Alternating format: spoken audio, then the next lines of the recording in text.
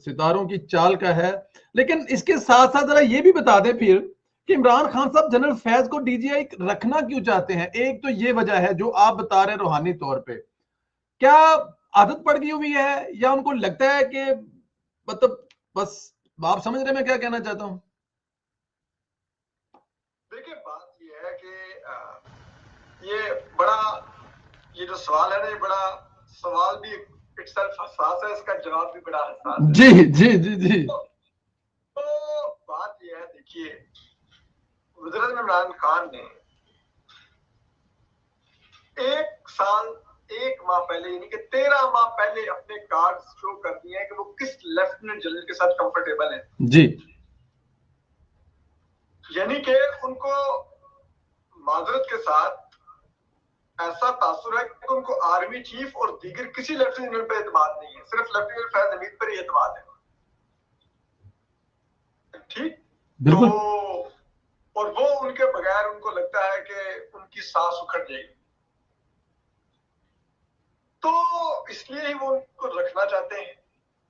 और ये बात जाहिर बात है, आर्मी जो है, जो इदारा, उसकी रवायात के बड़ा बरक्स है।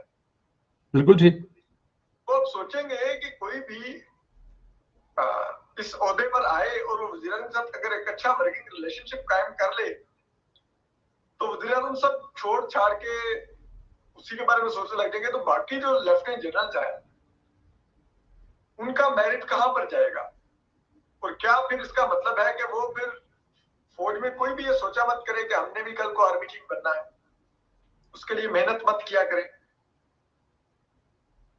तो ये वज़ीर-ए-आज़म इमरान खान ने बिलवास्ता तौर पर लेफ्टिनेंट फैज हमीद से भी ज्यादती कर दी है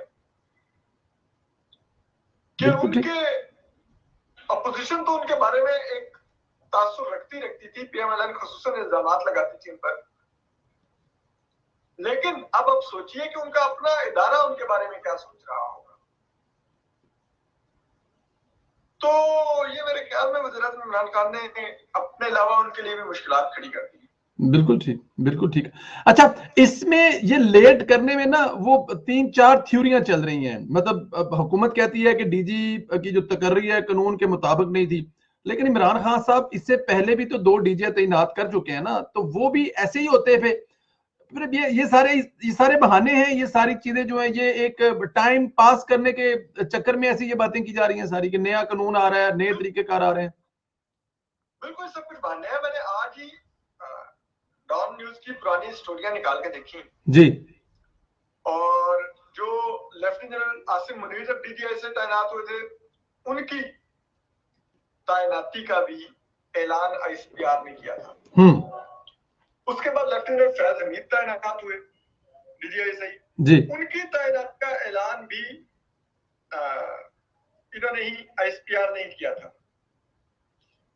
फिर आप आ जाए कि अब के कानून के मुताबिक वज़ीर-ए-आज़म तैनात करते हैं, तो ना तो आइन में कहीं पे लिखा है कि वज़ीर-ए-आज़म तैनात करेंगे डीजीआई सही जी, ना ही आर्मी एक्ट कहता है, जो कानून है, कि वज़ीर-ए-आज़म तैनात करेंगे डीजीआई सही।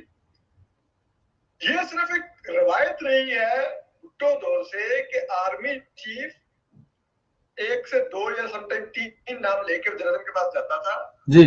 उनको उन तीनों नामों में ब्रीफ करता था कि ये इनकी ये स्ट्रेंथ्स हैं, ये इनकी पर्सनैलिटी है, आप इनमें से किसको डीजीआई सही चाहेंगे। तो वज़ीर-ए-आज़म उन 3 नामों में से किसी एक नाम पर टिक कर देता था। बिल्कुल ठीक। वो समरी नहीं होती थी, कोई साइन नहीं होते थे वज़ीर-ए-आज़म के, वो टिक करता था और आर्मी चीफ वो फाइल लेकर वापस जीएचक्यू जाते थे जी। और पोस्टिंग और ट्रांसफर्स के ऑर्डर कर देते थे। इस दफा भी यही हुआ कि आर्मी चीफ लेके गए फाइल, उन्होंने वज़ीर-ए-आज़म को दिखाई, बताया कि इस बात को हम कंसिडर कर रहे हैं। आर्मी चीफ वज़ीर-ए-आज़म ने कंसेंट दिया, आर्मी चीफ वापस गए, आईएसपीआर ने ऐलान कर दिया पोस्टिंग एंड ट्रांसफर्स का। वज़ीर-ए-आज़म बाद में उस कंसेंट से मुकर गए। और अब मामला ये है कि कुछ लोग ये कहते हैं कि वो शायद कोई इस्तिखारा अच्छा नहीं आया था जो नाम ऐलान हुआ, तो वो फिर अब उसमें आप बताइए ना, कहाँ पे कानून कहाँ पर आया, आइन कहाँ पर आया, समरी की रिवायत कहाँ पर आई, ऐलान की रिवायत कहाँ पर आई? कोई भी एक ऐसी एक्सक्यूज जो वज़ीर-ए-आज़म ऑफिस या वज़ीर-ए-आज़म इमरान खान दे रहे हैं या उनके वुज़रा दे रहे हैं, उसकी माजी में नज़ीर मौजूद नहीं है। बिल्कुल ठीक। तो इससे आता होता है कि सारे डिलेइंग टैक्टिक्स हैं, ये एक्सक्यूज हैं। बिल्कुल ठीक है, बिल्कुल ठीक है। अच्छा, इसमें आपने एक खबर दी थी, वो बिल्कुल